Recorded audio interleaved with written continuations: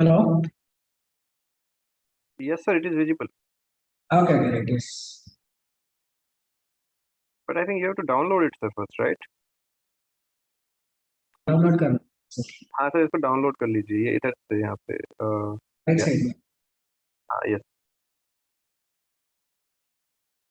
Download किया हुआ था लेकिन उधर से हुआ नहीं पता मेरा नहीं लैपटॉप अच्छा अच्छा अच्छा अच्छा जमाना हो गया laptop no problem, sir download कर लीजिए, कोई problem.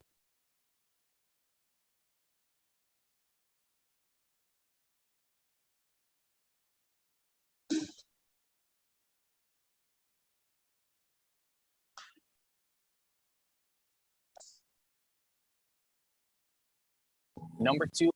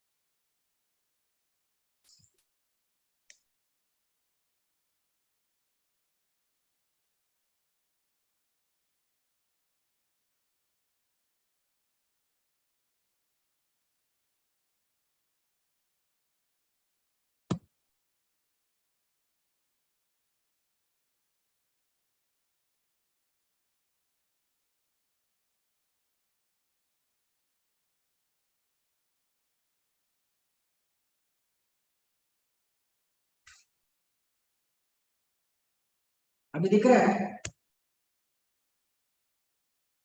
Ajay yes sir, sir आपने ना अभी ये ऑनलाइन वाला ही खोल रखा है, अभी आपने वो ओपन नहीं किया है पीपीटीज, पीपीटी है और जो शेयर कर रखा है वो आपने ऑनलाइन वाला ही कर रखा है सर। एक मिनट, मुझे आप इसको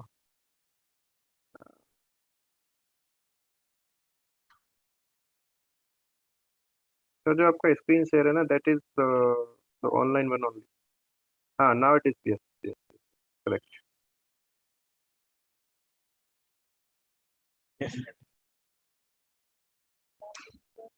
इधर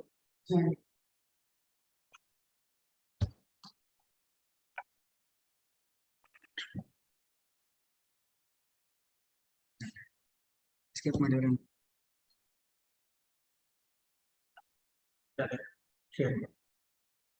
okay yes sir, yes sir.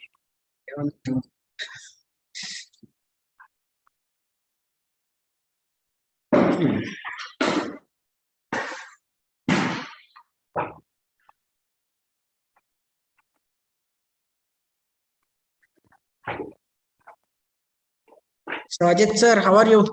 Sir नमस्ते। नमस्ते, कैसे हैं आप? मैं ठीक हूँ sir, how are you? I'm good, long time. Yes sir. So good, nice to know you're doing well. Thank you sir, thank you very much. Trying sir. You went for some conference in France, no? Spain sir, Madrid. Spain, okay. Madrid, that Very was good. European Society of Cardiology Heart Failure sir, Okay, okay, 2022, yeah. okay, very good. Very nice. Now what, you are still staying in Manipal? Yes sir, KMC medicine. So you are working there only, no? Yes sir, for ICMR I'm working as a scientist C sir. Good. So then I'll send you some articles. You can help me publish them. Definitely sir, why not? Not be cardio related. Let's see. Sure sir, cardio medicine. Now actually this ICMR has given me the responsibility to conduct their young diabetes registry sir here. I mean they are conducting Oh, okay, okay, all over India.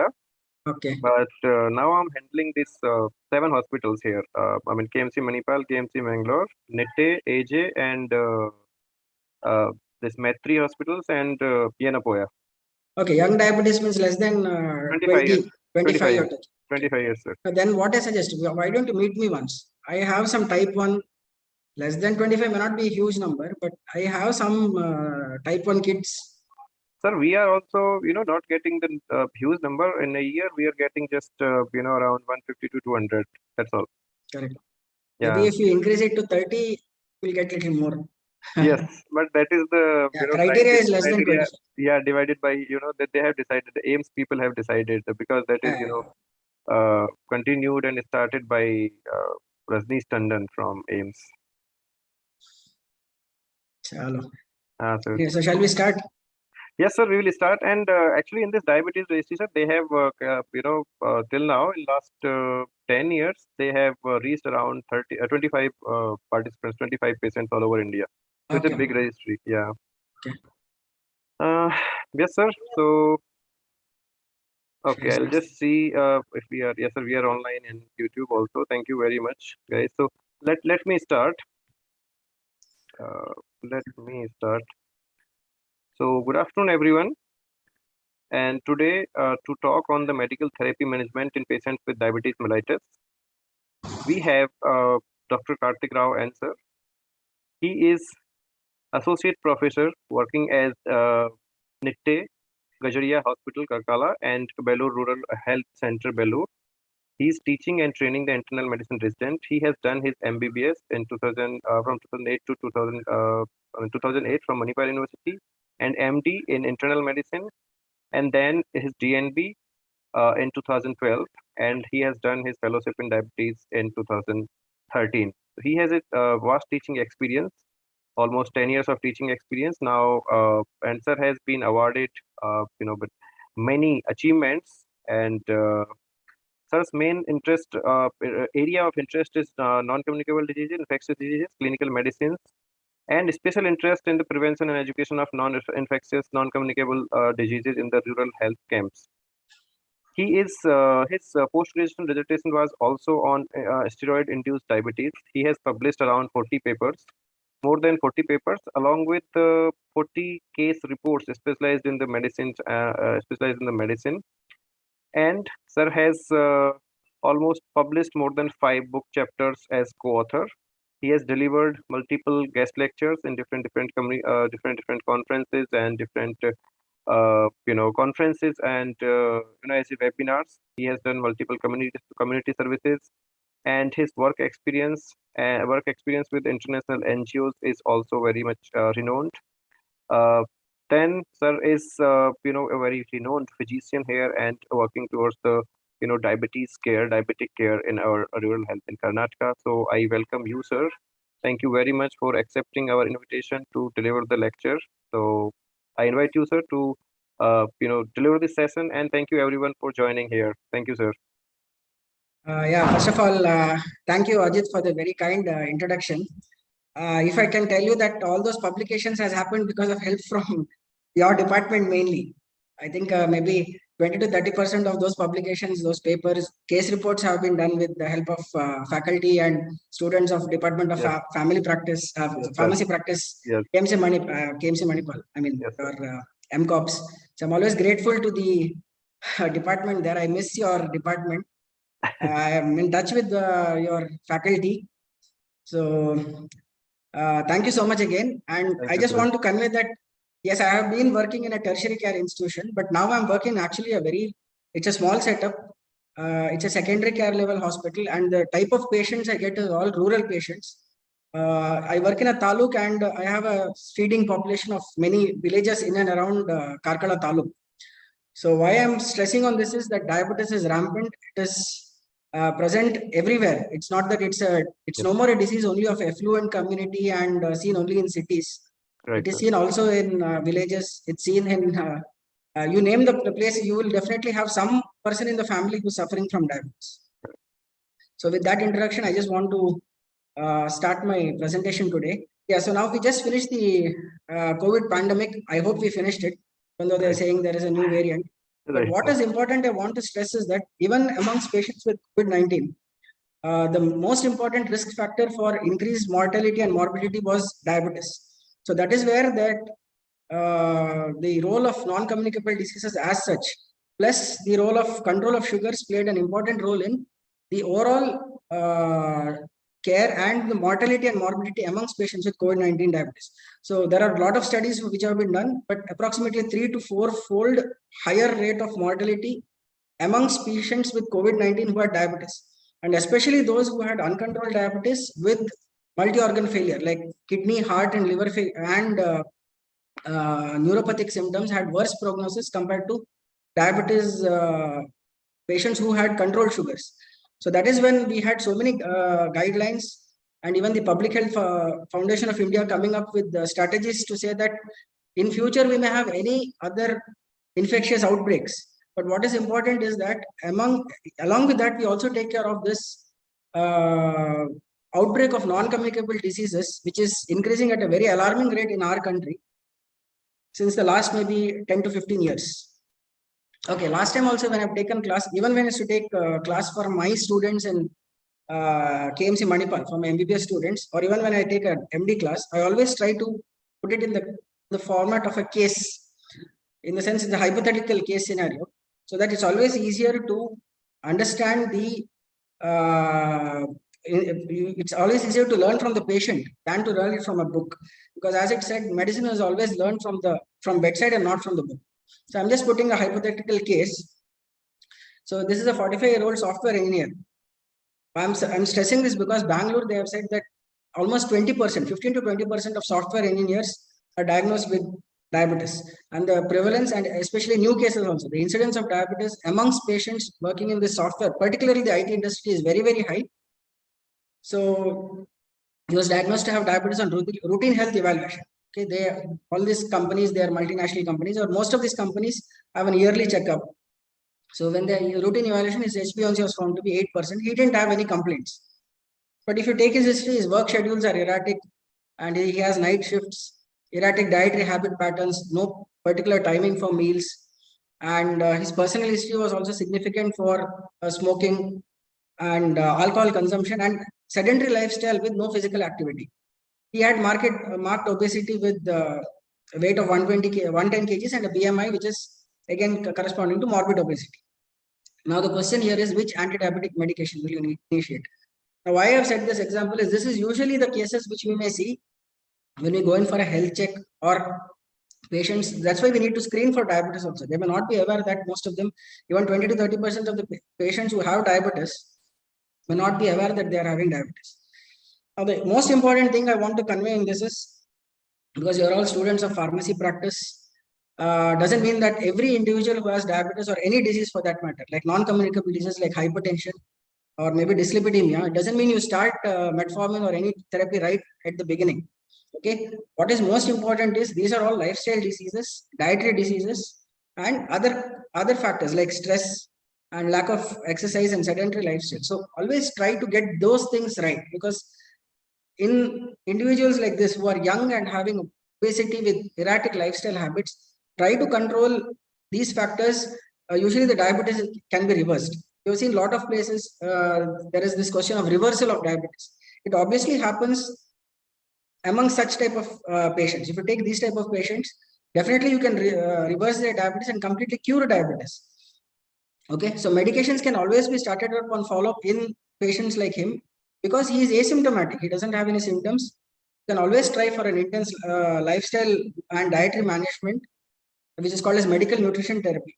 So even at diagnosis, even if you are starting medication, suppose you may start even insulin for an individual, but it's very important that they know that they have to have good lifestyle habits, they should have physical activity, and they should take care of their diet. Yeah, this is the problem. Like Indians, as such, we are very lazy.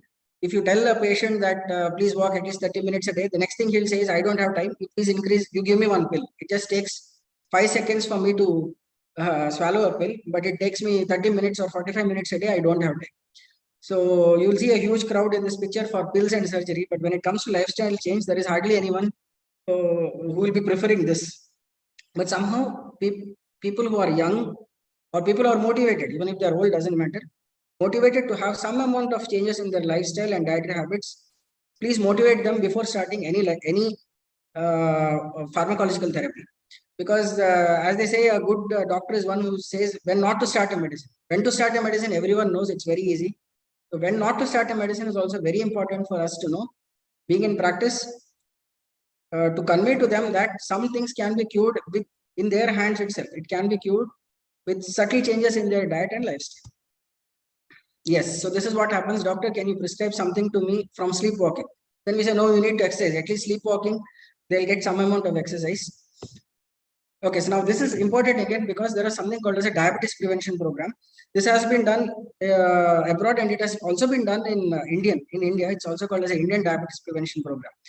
Now, what is important here is they took individuals and they divided into 3 groups. One group was placebo, one group received metformin, and one group had intense lifestyle intervention. And surprisingly, after a 3-year follow-up, the lifestyle intervention was very simple. It's not that they had to do some rigorous physical activity. It was 150 minutes per week of aerobic physical activity. 150 minutes per week is nothing but 30 minutes per day for 5 days. 5 into 3 is 15. So 150 minutes per week of aerobic exercise. There was a remarkable 58% risk reduction, and 14%, only 14% of the individuals developed diabetes, and 58% reduction in risk. In fact, this group had better risk reduction when compared to the group which had metformin. So intense lifestyle intervention, even like 30 minutes per day brisk walking or a physical activity with aerobic activity, can have a significant reduction in the prevention of diabetes. So especially the pre-diabetes. This is why I put this slide. Now, criteria for diabetes. This is why you need to know where you have to catch these people who have who need to have an intensive lifestyle modification. Now, HbA1c of more than 5% is diabetes. So, what is then pre-diabetes? It used to be called as, earlier it used to be called borderline diabetes or intermediate hyperglycemia. Now they have named as pre-diabetes. So, what is it? If it is the fasting is between 100 to 126, or if the PP is between 140 to 200. If it is more than 126 fasting plasma glucose, it is diabetes. If it is more than 200 after a 2-hour oral glucose load, 75 grams, or 2 hours after a meal, which we usually do after a meal, it's also again criteria for diabetes. But the ones in between, pre-diabetes, HbA1c between 5.7 to 6.4, 100 to 120, 126, and 140 to 200. These are the ones which we have to be very, very cautious. And these are the individuals who are at a risk of developing diabetes of about 5 to 10% every year. So it is very important we motivate these people to adopt healthy lifestyles and some form of aerobic activity. Okay, now suppose the same gentleman has come now. He's quit smoking. He's doing good lifestyle. He's modified his lifestyle. His sleep pattern is normal. Food is normal. His work is also now the timings are better. He's not having night shift. His weight has also reduced from like 110 kgs to 90 kgs. Still, his BMI is high. Now his HbA1c 8%. How will you manage this patient now? Okay, now it's important you continue lifestyle modification. Lifestyle modifications, as I said, is part of the treatment at any stage of the disease. Okay, whether they are on insulin, they are having 10 years of diabetes, 20 years of diabetes, doesn't matter. 15 to 30 minutes per day of brisk walking is recommended for everyone, irrespective of what treatment they're taking. So the first drug that is to be started in an obese type 2 diabetic is metformin. Now there is no controversy in this. Preferably, it's always metformin. Okay. So why this is important is to know. See, now the same person 2 years back, he had HbA1c of 8%. He does good lifestyle. We were able to prevent him from starting oral hypoglycemic agents or any other insulin or any other drugs. But in 2 years, even though he has good lifestyle, his HbA1c is still 8%. Why is this? This is because what you have to remember is at the start of diagnosis itself, if you see this curve here, if you see the slope, the slope of the graph shows that 50% of the beta cell function, the left y-axis is the beta cell function. So almost 50% is already lost, or only 50% is left at the time of diagnosis. So this is the time of diagnosis. This is before diagnosis. So maybe 10 years before, his beta cell function was 90 to 100%. And at the time of diagnosis, it came down to like 50%. And then as the disease progresses or as the age advances, the beta cell function goes on reducing. That is why now he's come after 2 to 3 years, still his HbA1c is 8. It is not his failure, rather, it's just the disease which is progressing. This is very, very important because not only for this patient, any patient, you can just go tomorrow and see in the ward, if any diabetic patient is suffering from the last, say, 10 to 15 years, compared to a diabetic patient who is suffering from just 1 to 2 years, it's always harder to treat the diabetes which is there for a longer duration of period, because what happens is the beta cell function goes on declining progressively, and at some point of time they will require insulin. Usually they say more than 5 to 6 years of diabetes, inevitably they will require insulin. 10 years more diabetes, you will see at least 50% of the people are on insulin. It's actually not their failure. Most of the patients feel that it's their failure, rather it's not their failure. It's a failure of the beta cell to produce enough insulin. So I hope this is clear, because it's so important for you to realize that diabetes is a chronic progressive disease. Whatever they do, how much ever good lifestyles they adopt, whatever oral hypoglycemics you add, over time, depending on the rate at which their beta cell function slides down, they are inevitably they are going to land up with insulin. Okay, now this is actually the American Diabetic Association slide for management of type 2 diabetes, 2002 ADA guide standard of care. So this is slightly a busy slide, but just don't get frightened looking at so many things which are mentioned here. I'll just simplify it. The first line therapy is always metformin. There is no doubt in that. But coming to the second line therapy, it's important to know what is the patient you're dealing with. So now, if the patient has got chronic kidney disease or if he's having heart failure, okay, it's very, very important. If patient is having heart failure or chronic kidney disease, you have to use a group of drug called SGLT2 inhibitors after metformin. Or if the patient is having a high atherosclerotic cardiovascular disease like peripheral vascular disease or ischemic heart disease or a cerebrovascular disease like stroke, you again have to use either SGLT2 or GLP-1 analogs. So this part of the slide is clear. Now, if you see here, this is important. If you go for A1C which is high and after metformin, what will you add? If cost is a major issue, now this is they have mentioned, thankfully they have mentioned, you either go for sulfonylureas or you go for thiazolidinediones like pioglitazone. This is very important for me because this is the one which I manage. Okay, so I use sulfonylureas left and right. They say that it causes hypoglycemia. Definitely it is, but I think it's more of a hype about hypoglycemia. If you use sulfonylureas with caution, they are wonderful drugs. They're cheap. They are available everywhere, affordable. Plus, they are group of drugs which are available for almost last 40 to 50 years. So sulfonylureas is my definite second choice, even though the recommendations say only you have to use if cost is a factor. Okay, then you can use thiazolidinediones like pioglitazone. Again, now if the patient is obese, after metformin, you can go for either SGLT2 or GLP-1. And if you think of hypoglycemia is a concern, instead of using sulfonylureas, you can go for DPP-4 inhibitors, like which are called as gliptins. You have vildagliptin, sitagliptin, teneligliptin. Okay, or you can use GLP-1 analogs. GLP-1 analogs, the problem is that these are all injectable and they are expensive. So my personal use with this is very minimal. I have hardly used these drugs. SGLT2 inhibitors are definitely now the drugs which have to be looked for. You will definitely see in the ward, or you will see a lot of your diabetic patients who have had ischemic heart disease or MI. They have come on follow-up. You will see one additional prescription of an SGLT2 inhibitor, usually dapagliflozin, because dapagliflozin is available widely now, and it's the patent for the molecule is also over. So since the last 1 year, we are getting dapa which is affordable. Or you can also use thiazolidinediones. Now, if I just summarize this slide, it's always first metformin, the second line of drug, you go for either sulfonylureas or you can use SGLT2 inhibitors amongst people with a pre-existing heart disease, kidney disease, or any other atherosclerotic cardiovascular disease like maybe peripheral vascular disease or a past history of maybe a cerebrovascular accident or stroke. And if you think that you are concerned about hypoglycemia, you can also use gliptins or GLP-1 receptor analogs. But as I said, that's why I said that I mentioned in the beginning, I'm working in actually a taluk, and I'm working catering to a rural population. For me, cost is a major issue. It's always an issue. But definitely, I'm not saying all the people here can't afford. I can say 50% of my population, they can't afford the newer molecules, which are pretty expensive. So I usually start on sulfonylureas, metformin, and some individuals also on thiazolidine. So they are wonderful drugs. We need to use them with caution to prevent hypoglycemia.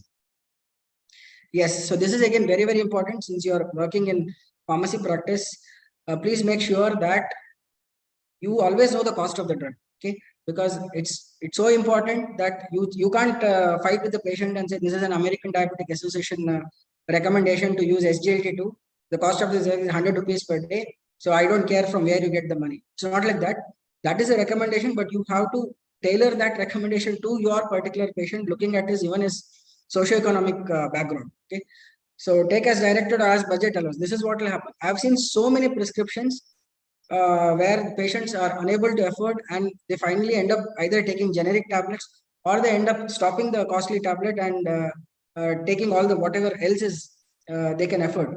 So it's always better you discuss with them before you put a tablet which is pretty costly, especially drugs like SGLT2 inhibitors. Now they are affordable, but even up to 1 year before, the drugs were pretty costly, costing about maybe 50-60 rupees per tablet.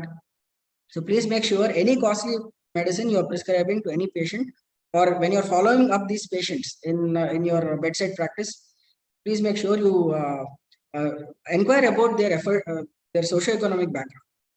This is just to summarize. You can start with metformin, then go dual therapy.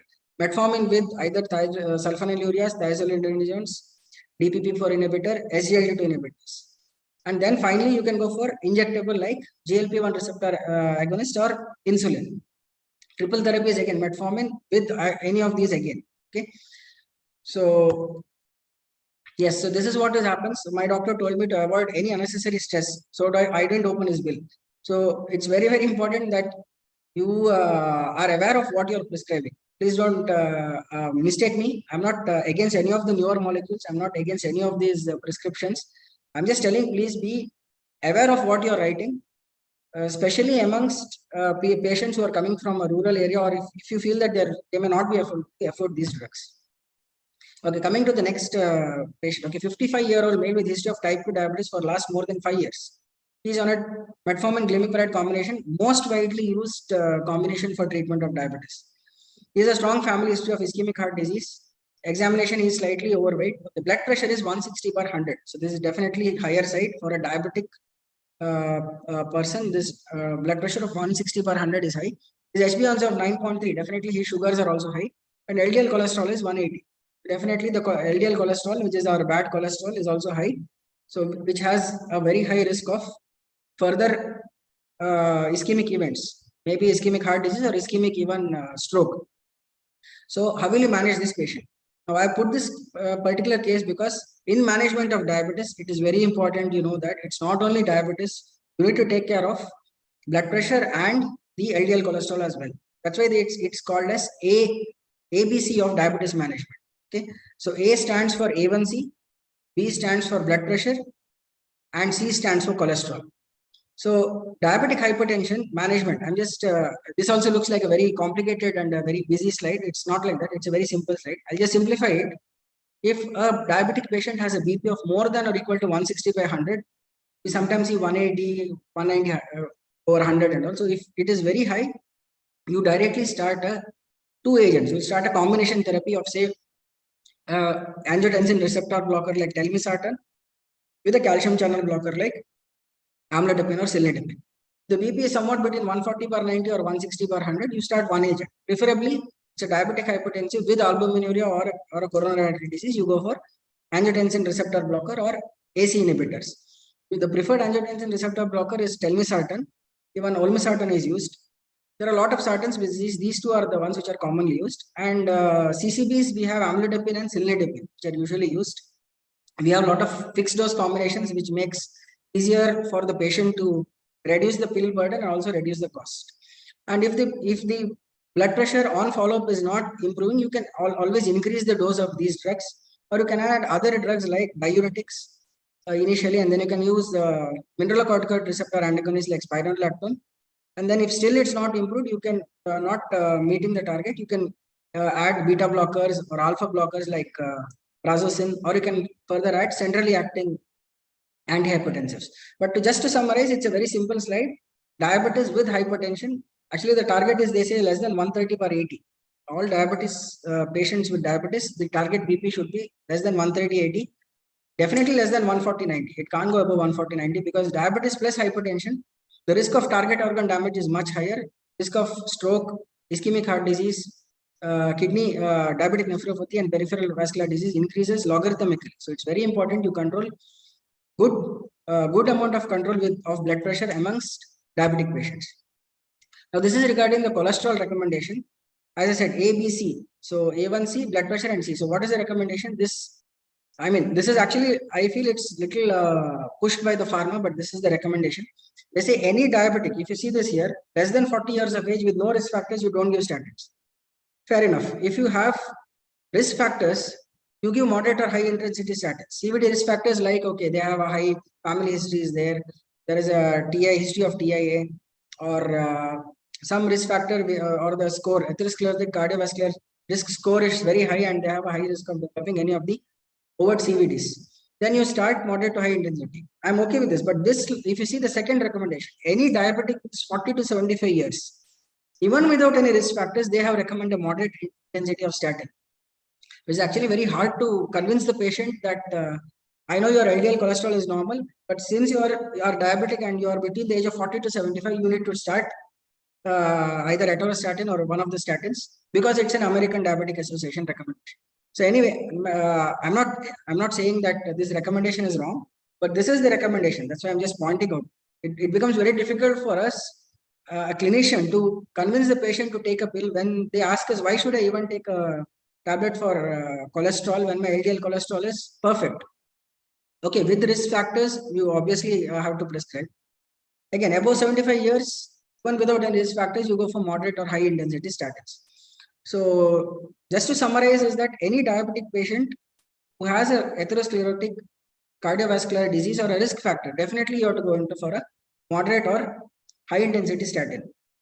So this is the case. So what was how will you manage him? You can add SGLT2 inhibitors, okay, because he's slightly overweight, plus he has a family history of ischemic heart disease. Or you can go for other conventional oral hypoglycemic agents also. Okay, if you feel you cannot afford these drugs, you can go for the economically viable ones like sulfonylureas or DPP-4 inhibitors. Okay, for blood pressure, as I summarize, you go for angiotensin receptor blockers or AC inhibitors, and you have to start moderate to high intensity statin therapy. So this is summary of management of diabetes. So don't think it ends with only diabetes. You have to always look at the blood pressure and the cholesterol. So A, B, C of management of diabetes. Yeah, so what statins are used usually when it comes? The most commonly used statins nowadays are atorvastatin and rosuvastatin. So when it comes to high intensity, it means about 40 to 80 mg of atorvastatin. If you take rosuvastatin, this is almost twice as potent as atorvastatin. So it's about 20 to 40 mg of rosuvastatin. So it comes to moderate intensity, you give 10 to 20 mg of atorvastatin or 5 to 10 mg of rosuvastatin. I'm not mentioning the other statins, but these two are the ones which are commonly used, atorvastatin and rosuvastatin. So I think Indians, about 5 to 10 mg of rosuvastatin, it works very well, or even 10 to 20 mg of atorvastatin. We hardly need to give a very high dose of atorvastatin, except in acute coronary syndromes, like in acute heart attack and myocardial infarction, we give a loading dose of 40 to 80 mg of atorvastatin.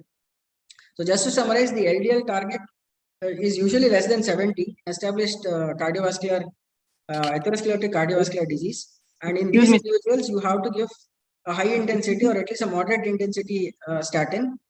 Most commonly used are atorvastatin and rosuvastatin, and you keep the target of LDL of less than 70. Okay, now this is a gentleman who's 60-year-old. He's having diabetes for almost last 25 years. He's on 4 oral hypoglycemic agents. He's complaining of tingling and numbness of both lower limbs. This is one of the very common symptoms you will get from patients who are having diabetes for a very long duration of time. So examination shows features of distal symmetrical peripheral neuropathy, which is nothing but a diabetic neuropathy. And not to be surprised, his HbA1c is 10%. Now, how will you manage him? Now, this is why it is important. Any diabetic who's on 3 or more oral hypoglycemic agents for a very long duration of time, he's suffering from diabetes for more than 10 years, 20 years, he's having neuropathic symptoms. Please don't hesitate to start insulin. How to convince the patient? You have to somehow, you have to start insulin. There is no second option here. Okay. So other than this, what are the indications for insulin therapy in general? Any patient who's suffering from type 1 diabetes, women with gestational diabetes. So other than metformin, the only thing which can be given in pregnant diabetics, gestational diabetes is insulin. So in type 2 diabetes, inadequately controlled on oral hypoglycemic agent. This was the previous case where there are multiple OHS and still the HbA1c is not under control, and the patient has also started complaining of target organ damage or complications regarding to uncontrolled diabetes like neuropathic symptoms. And in special situations where you use insulin like sepsis, insulin in diabetic foot during perioperative surgical procedures, you shift from oral hypoglycemics to insulin. Now, basal insulins are the one which are preferred for initiation of insulin. So, basal insulins usually the ones which are available now are Glargine and Detimer and the newer Degludec. So, what are the advantages is that it's convenient to use. It can be used at any time of the day. Okay, you need not give it in the morning only or afternoon. You need not give it before food. It's usually given bedtime, or it can be given in the morning, but preferably at bedtime. Once a day insulin, and it targets the fasting. Okay, so basal insulin is the one which is recommended, but then as the HbA1c goes on increasing or the sugars are still not controlled with basal insulin, you go for the premixed, which we have commonly used. The premixed which are used is 30-70 mixed-start, which we say. But the premix, the disadvantage is that you have to use it twice daily, plus you have to use it before a meal. Okay, 15 to 20 minutes before a meal. And sometimes there is a risk of hypoglycemia, more risk of hypoglycemia is premixed compared to basal, because basal insulin, they say they are peakless insulins. I'll come to that later. Okay. So just to summarize, insulin discovery, 4 gentlemen, it's always any talk on insulin, we have to remember them because it's 100 years now. Okay, 100 years since the discovery of insulin. These 4 gentlemen were from Toronto, and they were obviously, it was a breakthrough, and they were awarded the Nobel Prize. So you can see the miracle of insulin. Not only that time, even now, you'll see patients who are emaciated, they would have severe burning, they'll have all sorts of complications, they feel they are miserable. You start insulin, and in 24 hours, you can see the difference on their face, and they will, sometimes they'll tell, doctor, I don't know why I have not started this therapy earlier. I was so scared of insulin, and in 24 hours, 90% of my symptoms have disappeared, especially patients with diabetic neuropathy, severe hyperglycemia, sugars of 400, 500, with hyperglycemic symptoms like polyuria, polydipsia, weight loss. Okay. So what is the advantage of this insulin therapy? One, it's oldest of the currently available medications. Please remember, insulin was discovered even before oral hypoglycemic agents. Okay, OHS were discovered just maybe 50, 60 years, sulfonylureas, and you have all these newer molecules which have been discovered only since the last 20 to 30 years. But insulin is currently the oldest of the available medications for treatment of diabetes. And the beauty of insulin is it can decrease any level of elevated HbA1c. Now, why this is important is, now this previous gentleman, his HbA1c was 10%. You have already tried 4 OHs. You can't add one more OHA because it's not going to work. Plus, say metformin, the decrease in HbA1c is about 0.5 to 1%. It can't decrease more than that. You add sulfonylurea, another 0.5 to 1%. You add a SGLT2 inhibitor, maybe another 0.5 to 1%. But insulin, even if the HbA1c is 15%, it is going to work. It is going to get down the HbA1c.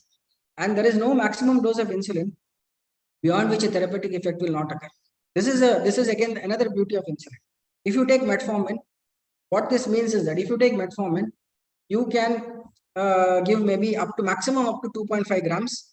Some say up to 3 grams. Okay, up to 3 grams of metformin. You can't go on increasing metformin till the sugars get under control. You have basically a ceiling effect or the maximum dose for metformin. But when it comes to insulin, you can just go on increasing the dose of insulin till the sugars are under control. I have patients who are on 4 doses of insulin, and per dose they take about 30 to 40 units of insulin. So there are some of my patients who take about say about 120 to 150 units of insulin per day. So such severe insulin resistance. Also type 1 diabetics. Type 1 diabetics, they usually take basal bolus, 4 insulin shots per day, and they also require about say about 50 to 60 units of insulin per day on an average. Okay, now the problem with insulin is this: the moment you say insulin, patients are like they get scared. If you're starting them for the first time, if they're already on insulin, it's a different story. But there is a fear of insulin. They feel that it's a failure from their side. They say, no, doctor, please try some tablet. I'll come after 1 month. So all sorts of things. The moment you have to start insulin, it's almost like you are very scared that you may lose the patient. Most of the times I write the prescription, especially this used to happen in Manipal because such a big hospital, they go to the pharmacy downstairs. Most of the times they don't go to the pharmacy, they just walk away from there, they don't come back to you. The moment you say insulin, they just leave you. So the patient has a fear of needles, doctor has a fear of losing the patient. So that is a problem with starting insulin. So it's very important you convince the patient why it's required, how to start insulin. Nowadays, what I do is I tell the patient to get the insulin pen or the insulin syringes to my chamber and I teach them myself first time, even though it takes some 10 to 15 minutes, it doesn't matter, it's worth it.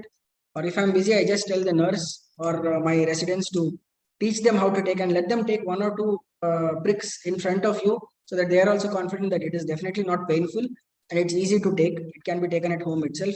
They don't need an assistance by a nurse or any other family members. So please, if you are posted in the wards, please speak to diabetic patients who are on insulin. Please check if they're taking insulin well, if they have this fear of insulin, or you can just check if they're taking at the right sites, they're taking if their administration technique is correct. So always there is a delay in initiation of insulin. This happens everywhere, I'm sure. Even in Manipal, we had a tough time convincing patients to start insulin. And they say there are studies where there is almost a delay of about 8 to 10 years sometimes prior to initiation of insulin. By this time you start insulin, there is already so much of complications which might have set in because of the uncontrolled diabetes. So it's very, very important. The moment you feel that it is the oral hypoglycemic agent combinations are not improving, 3 or more OHAs, HbA1c is more than 9 to 10%, please go in for insulin. You can in fact stop one of the OHAs or maybe 2 OHAs and you go with insulin. Yeah, so the most common side effect of this medication is the loss of disposable income. It doesn't happen with insulin. Actually, in fact, insulin in our country, we are very thankful it's available. Even in villages, it's affordable. I've seen articles where insulin cost is really high in US and it's actually not affordable for many of the patients there. But we are actually blessed that in our country, insulin is available and affordable, available in every part of the country. Okay, so how will you manage him? This patient, it was insulin. Now, I just wanted to say that, as I said in the first previously, that always remember that diabetes is a progressive disease. Okay, and as the duration of diabetes increases, someone who is having 5 years diabetes, someone is having 15 years diabetes, 20 years diabetes, you always see that as that happens, it's more and more difficult. You have to go on increasing your drugs and insulin which you use. So you usually start with only metformin, then you add oral agents, you start basal, then you go with basal plus extra 1 dose of insulin for every meal. And finally, you may need basal bolus, which is 4 doses of insulin, 1 basal insulin to target the fasting and 3 bolus with each meal. Okay, so now that gentleman who was uncontrolled, you start with basal insulin. So there are a lot of regimens. You can, the usual thing is they say 10 units. That comes to about roughly 0.1 to 0.2 unit per kg body weight. And he was having neuropathic symptoms. You add a membrane stabilizer like pregabalin or gabapentin or duloxetine. So you can go on titrating the dose of insulin by about 2 to 4 units, once in every week or once in 3 to 4 days. Till the fasting comes under 110 milligrams per deciliter. So actually there's a lot to talk about insulins. That itself is actually a 1 hour, more than an hour actually. But I just want to summarize that this is how the pharmacokinetic properties of insulin will look like. If you take insulin subcutaneously, how it gets absorbed in the blood and what is the duration of action. So if you give subcutaneous here, these are the ultra short acting or the analogs, Lispro and Aspart. Duration of action is 4 to 5 years. Regular insulin is about 6 to 8 hours, the red one. Green one is your NPH, which is your intermediate acting insulin. It is called Lente. And this is your basal insulins. These are also called peakless insulin. You can see here it lasts about 24 hours, doesn't have a peak. And that is why it has a constant background supply of insulin for almost 24 hours. And since it doesn't have a peak, there is a reduced chance of hypoglycemia. And that is why this is used in the classical basal bolus regimen. Basal bolus regimen is 1 shot of basal insulin and 3 shots of bolus. Bolus you give with each meal, you give 1 regular insulin, or you can give an analog insulin like this. Okay, now this looks very complicated, but actually these are just showing the insulins and the various regimens. So this is the basal insulin, peakless flat insulin. These are the rapid acting analogs. With every meal you give 1, 2, 3. Okay, for breakfast, lunch, and dinner. Or you can give the classical premixed, which we use. Okay, premixed insulin can be analog, which you have the Novomix, or you have Apidra, that is also glulysin. So you have 30% which acts for breakfast and 70% which acts for lunch. Same thing in the premixed insulin, you have 30%, 30-70. 30% acts for breakfast, 70% acts for lunch. And then these are the NPH insulins, which have a action of about 8 to 12 hours, called the intermediate acting insulins. So what are the recommendations for, say, not only pregnancy, but non-pregnant? The A1C target is about 6.5 to 7%. And a pre-meal sugar, which should be something between 80 to 130. And a post-meal should be, in a GDM, it should be less than 120, but non-GDM, about 140 to 180 is acceptable.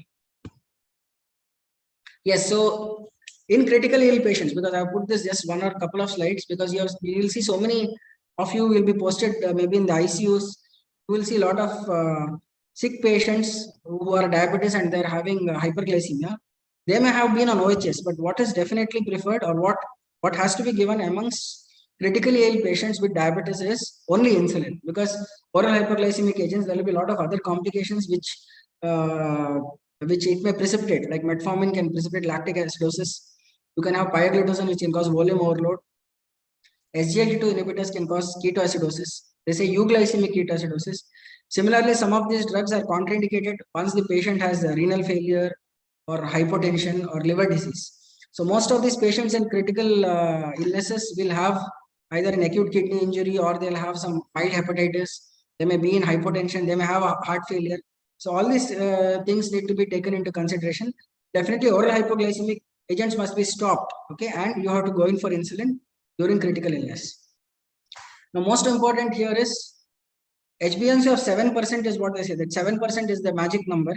But again, it all depends on the patient. Doesn't mean someone who is having a long-standing disease with is very old and having a lot of comorbidities, and he's having a known ischemic heart disease, like a post-MI.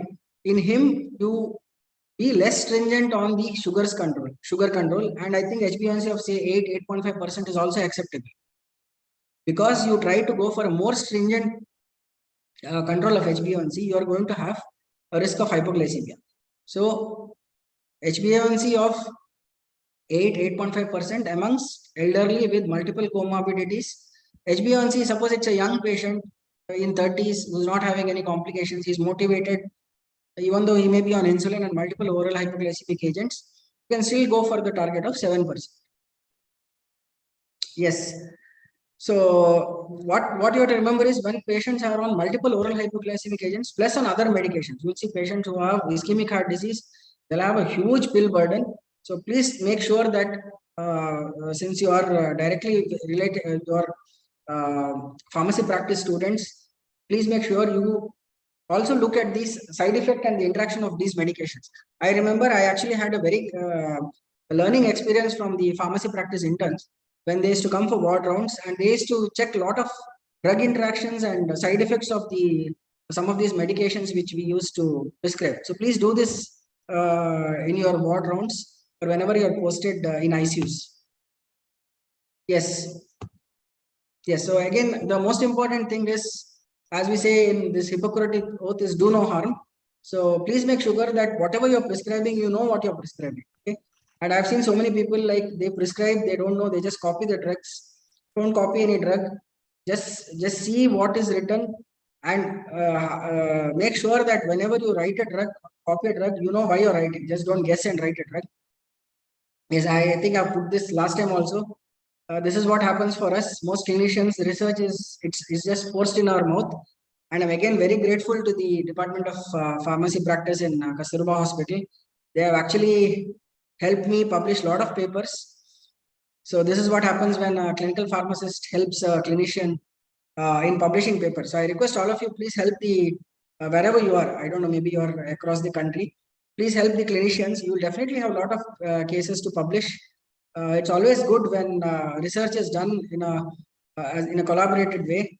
It's both good for you and for us. So because you are a purely research based branch, so it's very nice that if you get along well with your and you work in coordination with your clinicians, you'll be able to publish a lot of data, able to publish a lot of your articles. You will be able to get more articles.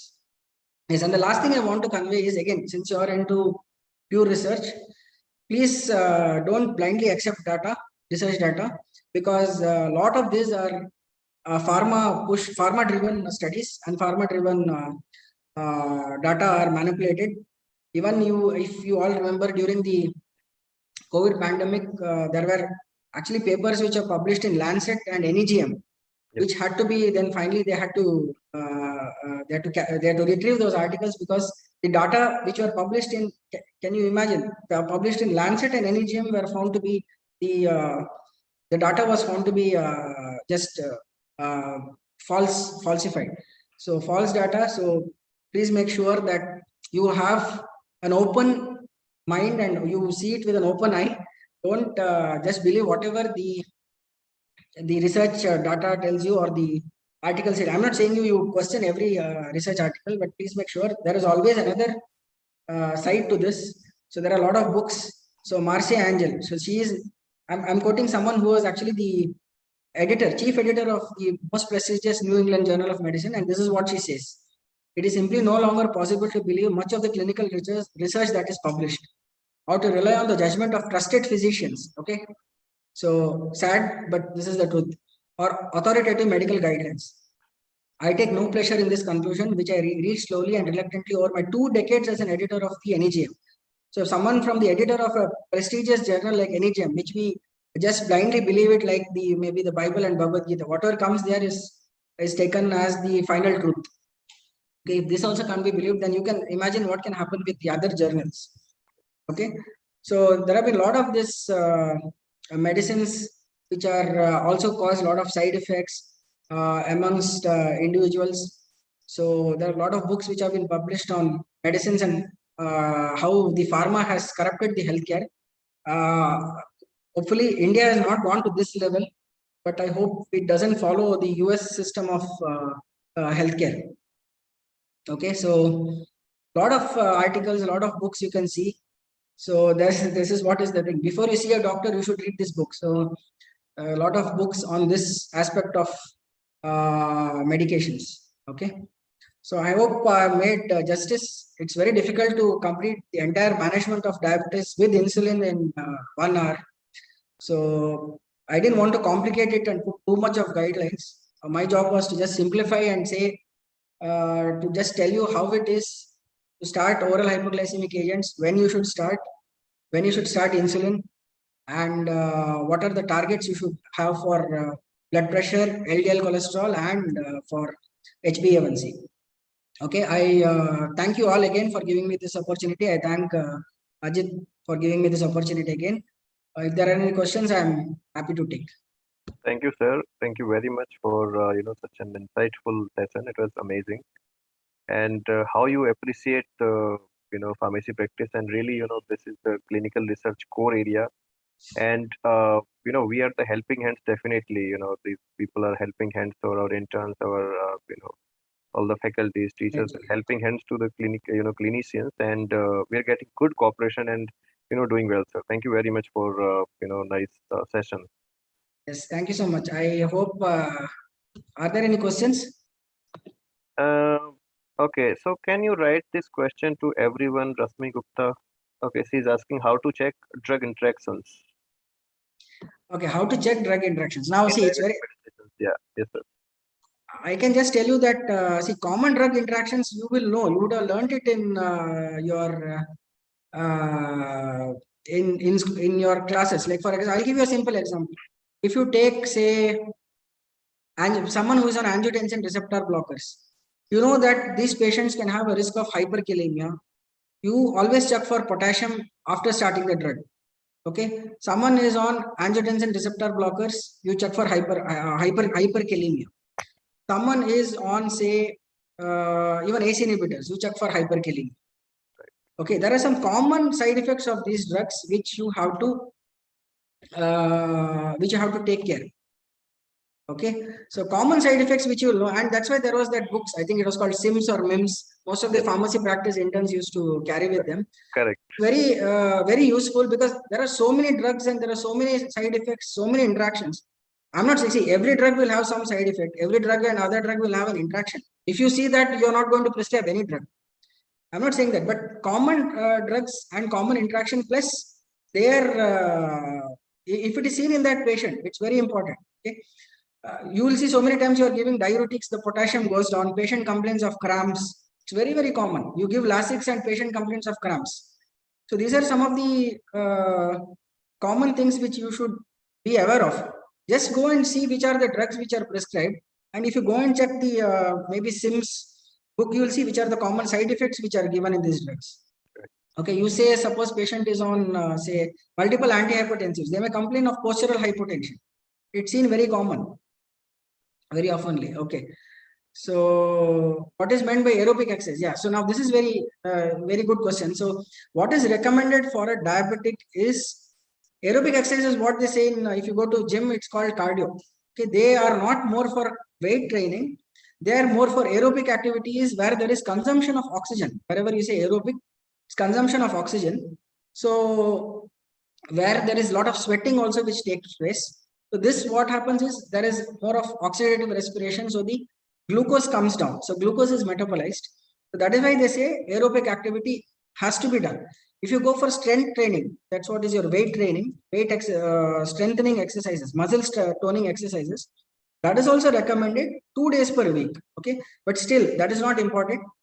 You can, if you say what is best to be done, you can do 5 days per week of aerobic exercise. Anything. What they have recommended is a brisk walking of 30 minutes per day.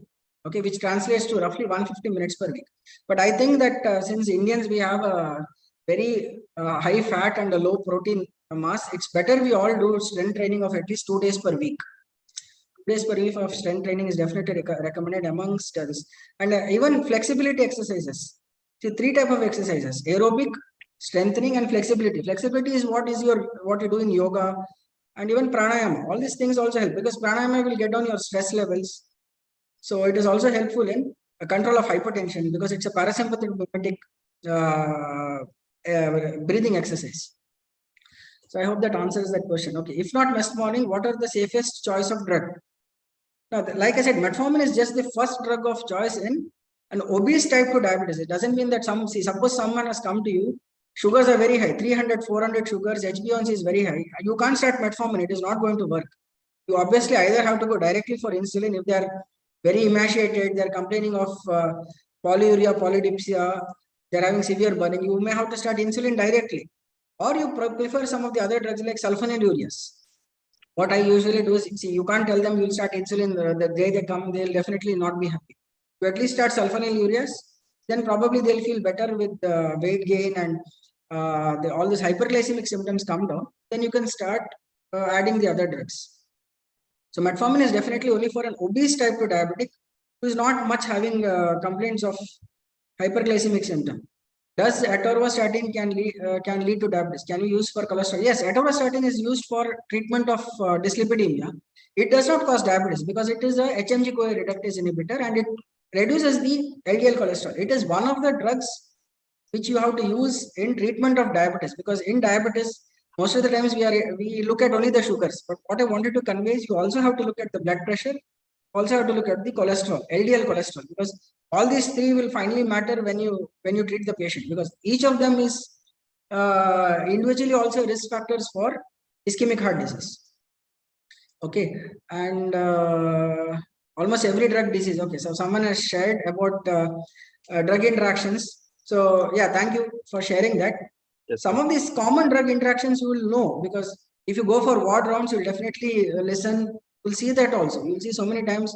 Yes. You expect that you start ACR with a potassium increase. Sometimes creatinine increases. You give diuretics, also creatinine increases. You start on, say, some oral hypoglycemic agents, you expect a hypoglycemia.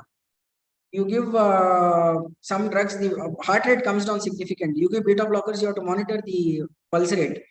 So common side effects, you will definitely know. When you start prescribing the drug, you will start knowing the common side, or you start following up this patients who are on these multiple medications. You will know that the side effects. I mean, it obviously won't happen in one day. I'm not saying you should know all the side effects. It's very difficult to remember. See, most what I remember in my pharmacology is every side effect finally you remember is nausea, vomiting, and diarrhea. That's the only thing you will remember. So it's not like that. There are some drugs which you will know, like some digoxin, you know, they can have some side effects with ECG changes can happen. So you are careful with the ECG. When you are giving phenytoin for some anti-epileptic as an ample, you will always look at the ECG. You will look at the blood pressure. You are giving cardron, you always look at the blood pressure. You won't give cardron if there is, say, you look for liver function test if there is cardron. Amiodarone patients who they come on follow-up, you will obviously ask for liver function test. So common things you will know. Okay. So if patient is newly diagnosed with that, then first she has to be advised lifestyle modifications or lifestyle modifications with metformin. Yes, as I mentioned to you, lifestyle modification is for everyone. It's for you and me also who doesn't have diabetes. Okay? Correct. Everyone each one of us has to adopt a healthy lifestyle.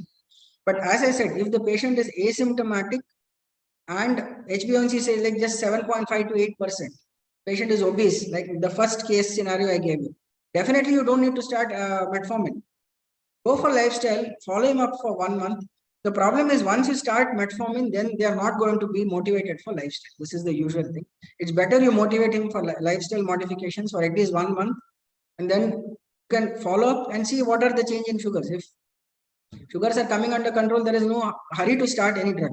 But at the same time, if patient has come with symptoms of diabetes, like he's lost weight, he's emaciated, he's having severe dryness of mouth, and he's having urinary tract infection, polyuria, you can't wait and start lifestyle in it. Definitely needs treatment. So in such individuals, you counsel regarding the lifestyle changes he has to adopt, but you invariably have to start treatment for diabetes. Okay. What is the medication for diabetic neuropathy? Okay. So diabetic neuropathy, as I said, these patients, it depends on what they complain. Most of these patients have severe tingling and numbness sensation or burning sensation of the feet. So this burning sensation is because of the irritation of the peripheral nerves. So that irritation is because of increased conduction in the nerves. So you give a conduction blocking agent. Mechanism of action is conduction block. So the drugs usually used are pregabalin or gabapentin. These are the newer analogs which are used. Pregabalin is the one which is most preferred. Pregabalin with methylcobalamin. But you can also use duloxetine, which is it's an SSRI type of drug, which is a serotonin reactive inhibitors, or your amitriptyline, the good old amitriptyline, which also is a membrane stabilizer. So if they have some of these neuropathic symptoms of burning sensation, there are some people who, whatever you do, the burning sensation doesn't come down. There are a lot of other drugs you can give. You can give, sometimes you have to give tramadol, you can give local capsaicin, which is a counter irritant. So there are lignocaine can be given locally if they don't respond to any of these drugs. The preferred treatment for diabetic neuropathy is either pregabalin, gabapentin, or duloxetine or amitriptyline. These are the usual first-line drugs. If patient is having clinical symptoms of diabetes but HbA1c is high, like more than 8, then he definitely requires treatment. See, diabetes with symptoms, there is no doubt you have to start treatment. There is no question of going for lifestyle. At least you may have to start metformin or sulfonylurea. I am saying about diabetes who are asymptomatic. You go for a rural camp and you see someone's sugar is 250. They don't know they are having diabetes. In such individuals, I'm saying you don't need to start oral hypoglycemic agents. You can always wait and see if they are obese and having bad lifestyle. You try to correct it. So This is what I usually do. So that is the question. If patient is not having clinical symptoms and GLI-HB is more than 8. Definitely, don't go for treatment. Why do you want to go for treatment? Just wait for a month. See, there is no emergency to start here. Patient is not having some sepsis or bad infection, urinary tract infection, is not having any complaints of diabetes. This is what most of the times you'll see in screening camps. If you go for rural camp, out of 100 people, at least 5 to 10 will have some sugar which is bordering 200. It is touching 200. 210, 220. Definitely, they may have mild diabetes or HbA1c maybe in the pre-diabetes range. Okay, Right. so it doesn't mean you have to start therapy for everyone. See, there may be someone who starts metformin. I'm not saying they are wrong, but what I wanted to convey is just make sure that you always try to push oral hypoglycemic or pharmacological therapy as much as possible. Not only for diabetes, for any disease. Suppose someone's BP is 150/90. It's high, but doesn't mean you need to start telmisartan or amlodipine straight away. You again call him after 2 weeks. Maybe he's not slept well. He is scared that he has come to your chamber. He's traveled maybe 300 kilometers in the night bus. That's why his BP might be 150. Doesn't mean he's hypertensive. Please follow up again, check his BP again, counseling regarding low salt diet, and maybe you can then start. If still persistently high, you start. Otherwise, you need not start for every patient whose blood pressure is say 150/90 and some sugar is near 190 or 180. Okay, patients with COVID-19 who are on remdesivir, correct. Blood glucose levels are increasing rapidly, so that patient is advised to take insulin. Yes, see, now this was, as I said, this was happened during the COVID pandemic. People are given not only remdesivir, steroids were given left and right. Dexamethasone was given because COVID was infecting the lungs and it was causing a bad ARDS. So they had to give steroids to decrease the cytokine storm and decrease the inflammation. So there are a lot of people who just had surge in their diabetes, or people who are not diabetic started developing some exorbitant high sugar levels. So definitely amongst these individuals, the only thing which you could give, again, that's why I said, it was a critical illness. Patients were on ventilator, they were in ICU. No other drug could be given. It was only insulin. Now all these patients, they have recovered. I have seen them now after 3 months, 6 months. Their insulin doses have been reducing. It was that acute stress which precipitated them into such severe hyperglycemia. So the answer to that is, now if you see them after 1 year, their dose of insulin might have come down. We may be even able to stop insulin in such patients. Okay, on remdesivir was given for only 5 to 7 days. It was not given for months. Even steroids were given only for 5 to 7 days. Yes, what is the preferred diet for normal people to prevent diabetes? Yeah, so see, I can't generalize it. In India, you go 30 kilometers away, the diet changes. So if I say don't eat idli, means the Tamil Nadu fellow may get angry. If I say don't eat roti, means North Indian will get angry. Yes. Now the basic thing what I want to convey is you have to reduce the carbs. Okay, yes. So low carb, high protein, and fat also in moderation. The problem with our diet, I'm saying a South Indian perspective. So in coastal, I'm sure Ajit will see, rice comes three times. Okay, we eat so much of rice, but the curries what we eat, the vegetables what we eat is very, very less. So I think the rice amount has to go. You go to even any restaurant in Manipal, if you order a South Indian meal, he'll put this much rice, but he'll just put just small katoris of dal and sambar. So that has to change. I think our eating habit has to change that way. So, and you have to take more salads and more sprouts, plus high what to say, your the fruits what you take also. See, fruits also is a lot of controversy, but what they say is which are sweet, extra sweet, like obviously we like all those mangoes, maybe sitapal, then chiku. These are all very sweet, so this has to be avoided, and you have to go for these citrus fruits, apple, berries, guava. These are not very sweet and they have some amount of fiber content. So you have to shift to this type of diet. Okay, diabetic patients can eat sugar-free rice. There is something called sugar-free rice. Rice is a carbohydrate, so definitely, see, we are all a rice-eating population from generations. So tomorrow you tell the patient that you stop eating rice, the first thing they're not going to come back to you. I don't think that's a wise advice to do, to stop eating rice. I myself have tried to stop eating rice. I couldn't go for more than 3 to 4 days. I need to take rice at least once a day because I have been eating rice all this while, and suddenly you tell me stop rice, it's not going to happen. So you always have to think of a long-term plan. You always tell them to cut down on the rice. It's always better they put it in a katori, and then instead of directly serving through a spoon, they take it on a plate and try to cut down on maybe on 50%. Let them cut down. Doesn't matter. The moment you tell them you can't eat rice, I've seen patients who are in tears. You say that you don't eat rice. Okay. So food is definitely very personal for all of us. You can't say don't eat rice, don't eat this. Try to modify whatever. What I used to tell them is you please stop eating direct sweets. Okay. This is for everyone. Sugar and jaggery. Sugar is supposed to be really the poison of the 22nd century. the 21st century or 22nd century. So as much as possible, you come down on direct sugars and refined sugars. And whatever is refined, like maida, all this is better you avoid. Anything which is unpolished and whole, like even your grains, the unpolished ones and unrefined ones, these are the ones which are better as such for everyone. I'm not saying diabetes, even for us. Yes, now diabetic prefer herbal medicine and allopathic medicine both. Yes, it's always left to the patient. I can't say that allopathy is the best. I can't say homeopathy is the best or Ayurvedic is the best. It's always better the patient chooses the doctor than doctor chooses the patient. Let them come with faith in you. And I feel that when it comes to diabetes, allopathic and other, homeopathy and Ayurvedic alternative medicines may work if they are in very mild amount of hyperglycemia. Okay, if the sugars are above 300, 400, even allopathic drugs won't work. Only thing which will work is insulin. So there is no question of any pathy there. It's only insulinopathy if the HbA1c is more than 10 with severe hyperglycemic symptoms. Same thing with type 1 diabetes. Okay, it's very, very important. Type 1 diabetes, you can give insulin and only insulin. There is no pathy which will work. No allopathy, no this one, no kitapathy, nothing you can do. Okay, it's only insulin. So please make sure that insulin is actually, it's not that it's a failure on the part of the patient or it's like a curse for them. It's actually life. I always tell patients, please don't think it's a negative thing. Okay?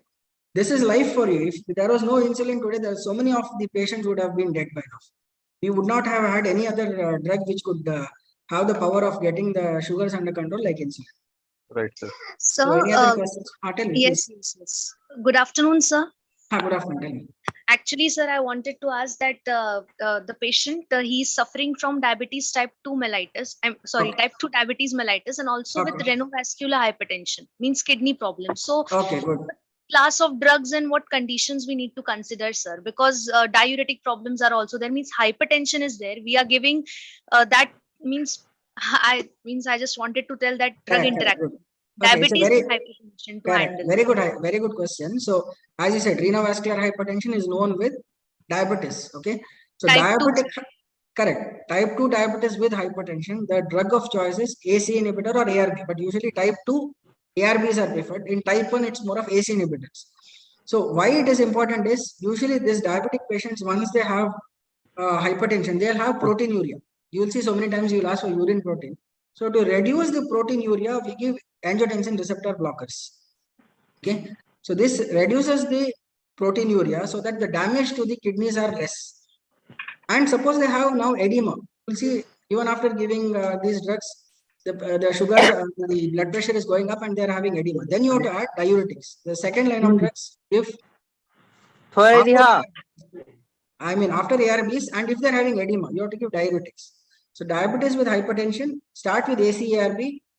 You can add calcium channel blockers. If they are having edema, you have to add diuretics like furosemide or torsemide. Okay, I hope that answers the question. Yes, sir. Yes, You should see actually 2 or 3 patients, then you'll know how they are being managed. You can actually go to a nephrology ward, wherever you are. You go to nephrology ward and see some of these patients who are having even dialysis. They'll have diabetes. How they're being managed? They're hypertension. They'll have so many drugs. Okay. Yes, sir. Thank you. What is the immediate effect of hereditary and type 1 diabetes? Mostly type 1 is causing severe constipation. No, constipation is not the manifestation. See, type 1 diabetes is actually not hereditary. Okay. Means the risk factor is more in type 2. Suppose there is a father and mother who has type 2 diabetes. There is a 30 to 50% risk of their next generation getting diabetes, and earlier also. Okay, that's called phenomenon of anticipation. You get it earlier. Type 1 diabetes, unfortunately, it's also, there are some genetic factors. There are some HLA mutations which are known, which are associated with the risk of developing type 1. But it is not that hereditary. Their parents did not have type 1 diabetes. So type 1 is not a hereditary. There are some genetic factors. It's not a hereditary disease where it is transmitted from the father to the son or the next generation. Type 2 is what we see commonly. You'll see so many times there is a strong family history, and if both parents are diabetes, then their children have to be very, very careful. It is eventually going to hit them, but it's better they take good care of their health and try to push it as far as possible before their parents gift it to them. Okay, so constipation, I don't think is seen in type 1 as such. Okay, maybe it is because of autonomic neuropathy, they can have constipation. So you have to give drugs to relieve constipation. You can give laxatives like lactulose, or you can give high fiber diet, lactifiber. So such drugs can be used to treat constipation in anyone. It may not be in diabetes. Any patient with constipation, you can give high fiber diet, you can give isabgol, or you can give lactulose. Yes, sir. Any other questions? Any other questions? Thank you. Okay. So I think it was a very interactive session. I think the Yes, sir. students, I can, the moment I get questions, I am very happy that means you have listened to the talk. True. Because if it was a physical class, I would have made some of you stand up and answer the questions. Now I don't know where you're sitting. I don't know if you're actually listening. So thank you so much. It was really nice. If you have any more questions, also please don't be shy. There's nothing like a silly doubt. Okay? Doubt Yes. is a doubt. Whether it's silly or not, it doesn't matter. So Yes. you can even take my contact number or mail from Ajit, and you can mail me your doubts, any queries you have. And thank you so much. It was really a pleasure. Thank you, sir. Thank you very much for So this. thank you, Ajit. Thank you again. Yeah. Thank you, and thank you everyone for joining. See you in the next class, guys. Thank you very much. Thank you, sir. Thank you. Thank you. Take Bye care. bye. Take Have care. a good All day. the best. Bye bye.